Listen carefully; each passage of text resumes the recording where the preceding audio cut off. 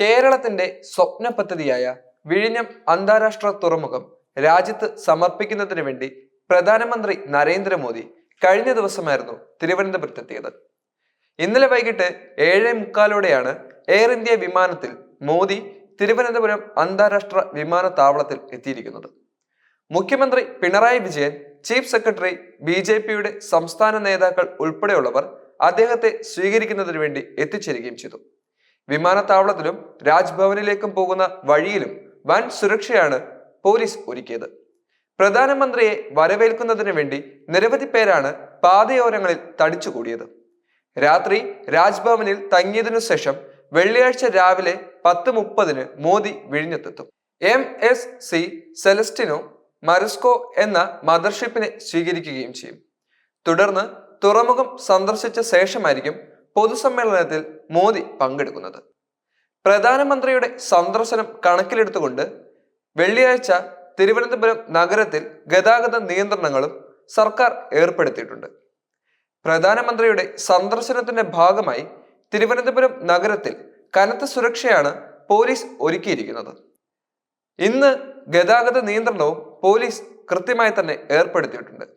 നഗരത്തിൽ ഗതാഗത നിയന്ത്രണം പ്രധാനമന്ത്രിയുടെ സന്ദർശനത്തിന്റെ ഭാഗമായി ഇന്ന് 6 മണി മുതൽ ഉച്ചയ്ക്ക് 2 മണി വരെ തിരുവനന്തപുരം നഗരത്തിൽ ഗതാഗത നിയന്ത്രണങ്ങൾ ശക്തമായി തന്നെ പോലീസ് ഏർപ്പെടുത്തി.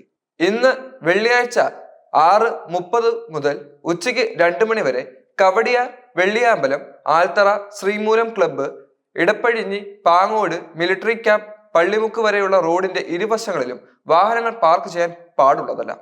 കൂടാതെ ശംഖുമുഖം, വലിയതുറ, പൊന്നറ, കല്ലുമ്മൂട്, ഈഞ്ചിക്കൽ, അനന്തപുരി ആശുപത്രി, Eenchakkal, Mithranandapuram, SP fort, Sreekanteswaram park, Thakaraparambu മേൽപ്പാലം, ചൂരക്കാട്ട് പാളയം, തമ്പാനൂർ ഫ്ലൈ ഓവർ, തൈക്കാട്, വഴുതക്കാട്, വെള്ളയമ്പലം റോഡിലും Vazhuthacaud, Mettukada, Thampanoor flyover, Thampanoor over bridge, Kizhakkekotta, Manacaud, Kamaleswaram, Ambalathara, Thiruvallam, Vazhamuttam, Vellar, Kovalam, Payarumoodu, Pulinkudi, Mallur, Mookkola വരെയുള്ള റോഡിലും തിരുവല്ലം, കുമരിച്ചന്ത, കല്ലുമ്മൂട്, ചാക്ക, ശംഖുമുഖം റോഡിലും വാഹനങ്ങൾക്ക് നിയന്ത്രണങ്ങൾ ഏർപ്പെടുത്തിയിട്ടുണ്ട്.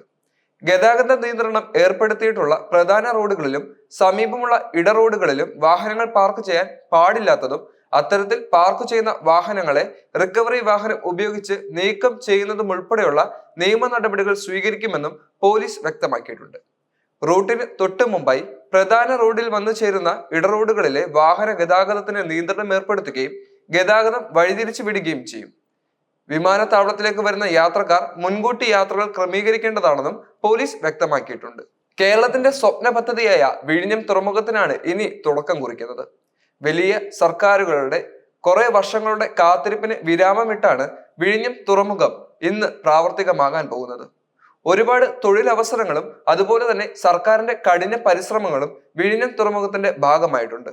കേന്ദ്ര സർക്കാരും സംസ്ഥാന സർക്കാരും ഒത്തുചേർന്നുകൊണ്ട് വലിയൊരു പദ്ധതിയായി തന്നെ ഇത് മാറുകയും ചെയ്യും. കേരളത്തിൽ മാത്രമല്ല, പുറം രാജ്യങ്ങളിൽ നിന്നുള്ളവർക്ക് വരെ വലിയ രീതിയിലുള്ള തൊഴിലവസരങ്ങൾ സൃഷ്ടിക്കുന്നതിന് വിഴിഞ്ഞം തുറമുഖം കാരണമാകും. വിഴിഞ്ഞം തുറമുഖം പ്രാവർത്തികമാക്കുന്നതിന് വേണ്ടി നിരവധി സർക്കാരുകളും മുഖ്യമന്ത്രിമാരും പരിശ്രമിച്ചിട്ടുണ്ട്. ഉമ്മൻചാണ്ടിയും പിണറായി വിജയനും അവരുടെ സർക്കാരുകളും കൃത്യമായി തന്നെ ഇടപെട്ടത് കൊണ്ട് തന്നെയാണ് വിഴിഞ്ഞം തുറമുഖം ഇന്ന് പ്രാവർത്തികമാകുന്നത്. 2008 മുതൽ തന്നെ ഇതിന്റെ നടപടികൾ സ്വീകരിച്ചിരുന്നു. അതുകൊണ്ട് തന്നെ ഓരോരുത്തരുടെയും ഇടപെടലുകൾ വലിയ രീതിയിൽ തന്നെ നമുക്ക് ഇതിൽ കുറിക്കേണ്ടതാണ്. എന്തായാലും വർഷങ്ങളുടെ കാത്തിരിപ്പിന് ഒടുവിലാണ് വിഴിഞ്ഞം തുറമുഖം ഇന്ന് പ്രാവർത്തികമാകുന്നത്. ഇന്ത്യയിലെ തന്നെ ഏറ്റവും വലുതും അതുപോലെ തന്നെ പ്രമുഖവുമായ തുറമുഖമായി മാറാൻ വിഴിഞ്ഞം തുറമുഖത്തിന് സാധിക്കും. വലിയ അന്താരാഷ്ട്ര കയറ്റുമതി ഇറക്കുമതി വ്യാപാരത്തിനും അതുപോലെ തന്നെ ഇന്ത്യയുടെ തന്നെ വലിയ രീതിയിലുള്ള തുറമുഖങ്ങളുമായുള്ള ഇറക്കുമതി വ്യാപാരത്തിനും ഇനി വിഴിഞ്ഞം സാക്ഷിയാകും. ഇതുവരെ ഇന്ത്യയിൽ എത്തിച്ചേരാത്ത വിവിധ ഷിപ്പുകളാണ് ഇപ്പോൾ വിഴിഞ്ഞം തുറമുഖത്ത് ട്രയൽ റണ്ണിന് വേണ്ടി എത്തിയിരിക്കുന്നത്. അപ്പോൾ വിഴിഞ്ഞം തുറമുഖം പ്രാവർത്തികമാകുമ്പോൾ ഏതെല്ലാം രീതിയിലുള്ള പുതുവികസനങ്ങളാണ് ഇനി വിഴിഞ്ഞത്ത് നടപ്പാകുന്നത് എന്നുള്ളതെല്ലാം നമുക്ക് കണ്ടു തന്നെ അറിയണം. വിഴിഞ്ഞം തുറമുഖം പ്രാവർത്തികമാകാൻ പരിശ്രമിച്ച ഓരോ വ്യക്തികൾക്കും നന്ദി അറിയിക്കേണ്ടതാണ്. അതുപോലെ തന്നെ അവിടെ ഉണ്ടായിരുന്ന ജനനിവാസികൾക്കും നന്ദി അറിയിക്കണം. കാരണം അവരുടെ പല രീതിയിലുള്ള വിട്ടുവീഴ്ചകൾക്കൊടുവിലാണ് വിഴിഞ്ഞം തുറമുഖം പ്രാവർത്തികമായിരിക്കുന്നത്. അവർക്കും ജീവിതത്തിന് വേണ്ടിയുള്ള പുതിയൊരു വഴിയാണ് വിഴിഞ്ഞം തുറമുഖം തുറന്നു കാട്ടുന്നത്. എന്തായാലും വിഴിഞ്ഞം തുറമുഖം പ്രാവർത്തികമാകുമ്പോൾ മുഖ്യമന്ത്രിയും അതുപോലെ തന്നെ പ്രധാനമന്ത്രിയും ഇന്ന് വിഴിഞ്ഞത്ത് എത്തുകയും പുതിയ പരിപാടികൾക്ക് ഉദ്ഘാടനം നൽകുകയും ചെയ്യും. അതുകൊണ്ട് തന്നെ വരും നാളുകളിൽ വിഴിഞ്ഞം തുറമുഖം കേരളത്തിന്റെ മുഖച്ഛായ മാറ്റും എന്നുള്ളത് തീർച്ചയാണ്. അതിനായി നമുക്ക് കാത്തിരിക്കാം.